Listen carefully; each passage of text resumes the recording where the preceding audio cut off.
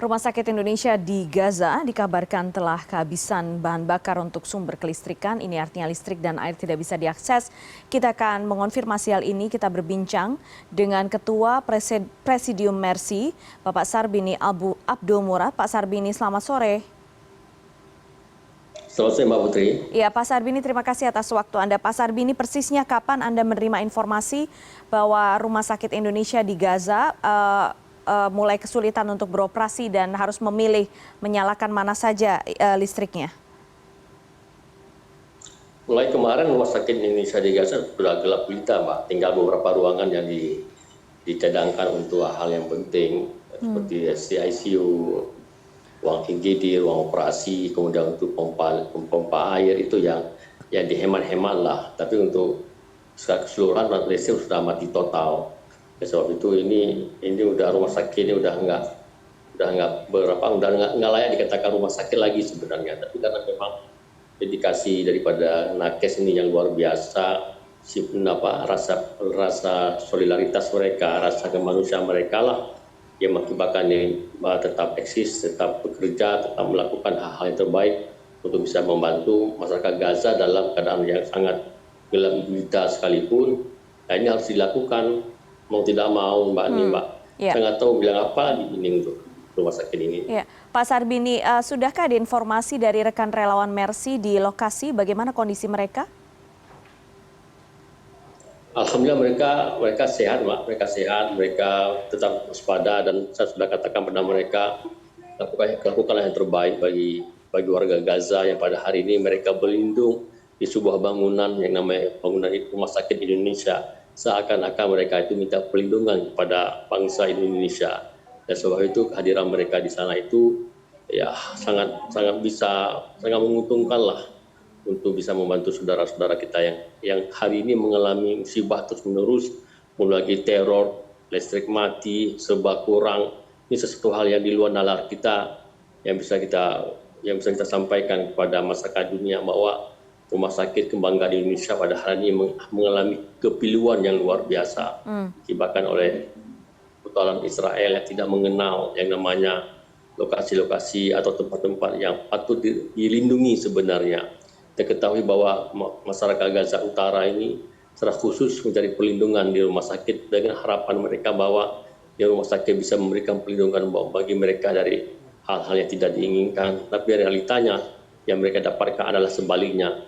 Ini sangat memilukan, Mbak. Saya sangat sedih melihat ini situasi kondisi ini, dan kami juga minta kepada teman-teman relawan agar tetap waspada dan memberikan informasi yang kira-kira bisa bermanfaat bagi warga kita di Indonesia, sehingga empati kita, simpati kita, doa kita bisa kita kirimkan kepada masyarakat Gaza sehingga mereka kuat dan mereka tahu dan sadar bahwa mereka sekarang berlindung di bangunan yang namanya Rumah Sakit Indonesia, seolah-olah 280 juta rakyat Indonesia memberikan perlindungan kepada mereka.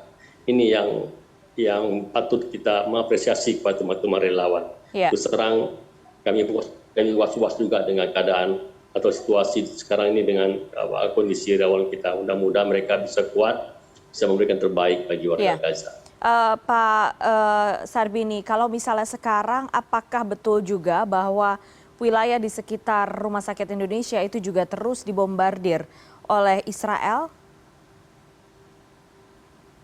Benar, Mbak. Dan ini adalah teror yang dilakukan setiap saat oleh Israel. Setiap malam itu mereka menteror dengan berbagai macam tembakan-tembakan rudal maupun roket, sehingga menimbulkan ketakutan yang luar biasa bagi pasien, bagi warga yang mencari perlindungan di sekitar rumah sakit atau di dalam rumah sakit. Dan tujuannya adalah satu, Mbak, agar warga-warga yang berlindung di Rumah Sakit Indonesia ini bisa mengungsi, bisa keluar dari situ, dan bisa menuju ke selatan seperti yang dilakukan oleh warga di daerah Bet Hanung.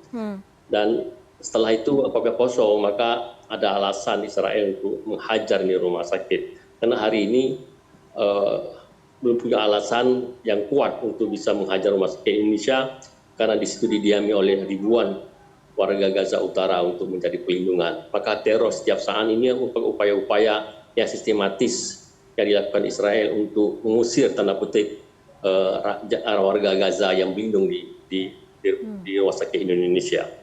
Pak Sarbini, bagaimana koordinasi Mercy kemudian dengan pemerintah Indonesia untuk negosiasi agar meminta bantuan BBM diberikan kepada Rumah Sakit Indonesia, Pak Sarbini? Apakah itu sudah berhasil? Sebenarnya kita sudah jauh-jauh hari sudah membeli stok BBM, Mbak, sudah Ya, jauh-jauh hari. Tapi persoalan hari ini adalah tidak bisa didistribusikan dari tempat pangkalan ke Rumah Sakit Indonesia. Itu persoalan hari ini itu karena ya, Israel mengizinkan semua makanan, obat-obatan untuk masuk Gaza, tapi tidak memberi izin untuk solar misalnya. Kita sudah pesan jauh-jauh hari. Jadi pada hari ini kita tidak si sopirnya atau si distributornya nggak berani untuk mendistribusikan ke Rumah Sakit Indonesia khususnya yang di utara, Mbak, di mana pertempuran yang sangat luar ya. biasa besarnya. Oleh sebab itu ini kekosongan terus berlangsung di sana. Apakah kondisi ini semakin sulit setelah Israel menuduh Rumah Sakit Indonesia menjadi salah satu tempat persembunyian Hamas?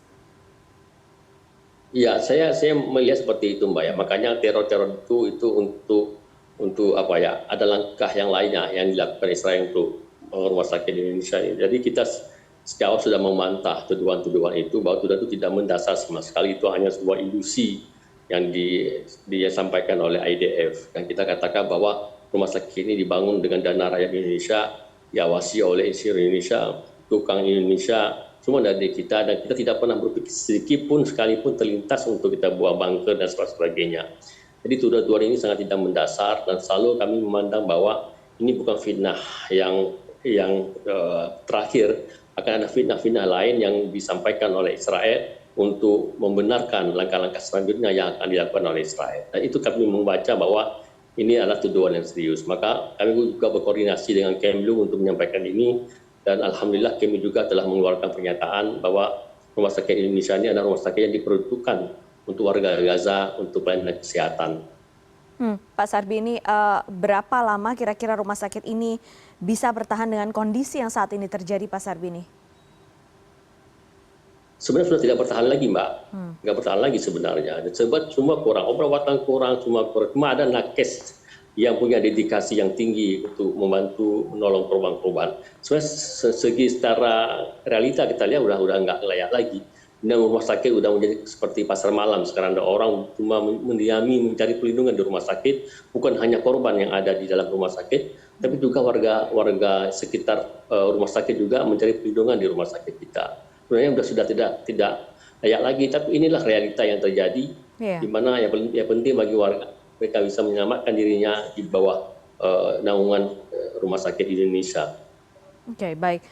Baik Pak Sarbini, terima kasih sore hari ini sudah berbincang di CNN Indonesia. Sebelumnya kami juga sempat mencoba untuk menghubungi relawan Mercy tapi tidak berhasil. Tapi terima kasih Pak Sarbini atas keterangan yang Anda sampaikan. Ya, sama-sama, Mbak.